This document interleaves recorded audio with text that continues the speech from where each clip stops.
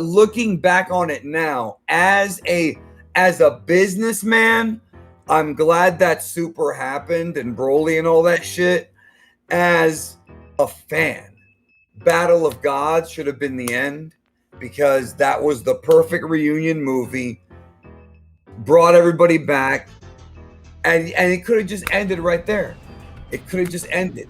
All the stuff from the 80s was coming back.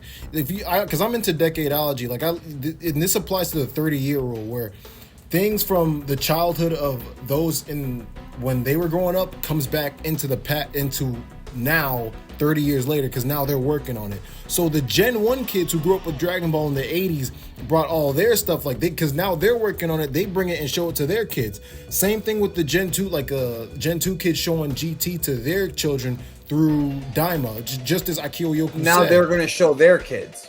And think about how much stuff from the 80s came back during this time. Like, you had Terminator, you had Star Wars, even though that was 76, Halloween, even though that was 78, Ninja Turtles, acid wash jeans, joggers, all that stuff was coming back.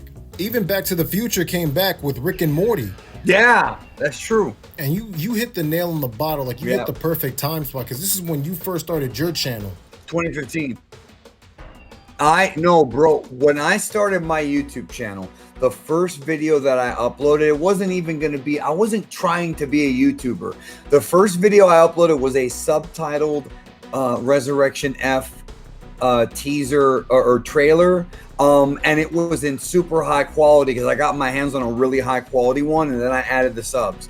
And then I started my YouTube channel because there was people that I was working with that were doing the news, and they were clickbaiting, or they were not crediting.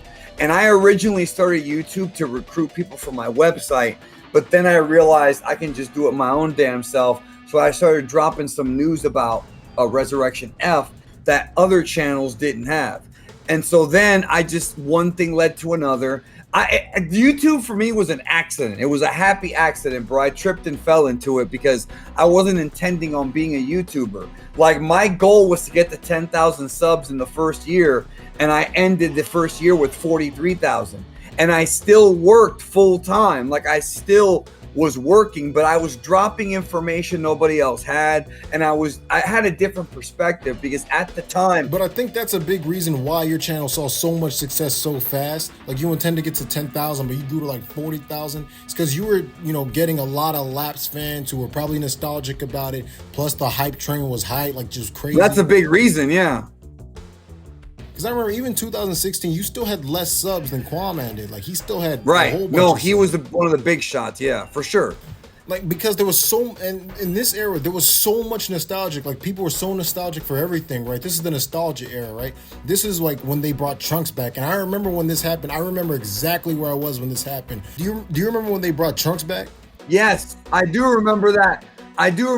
Because that shit dropped at 4 in the morning, and I was asleep, and I woke up at like 9:30, and I'm fucking wiping the coals out my eyes like Biggie.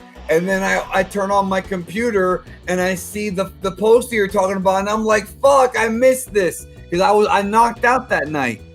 I remember by this point, because we had all known about Dragon Ball Super, right? But to this point, Super, at least in America, was still what I would say underground.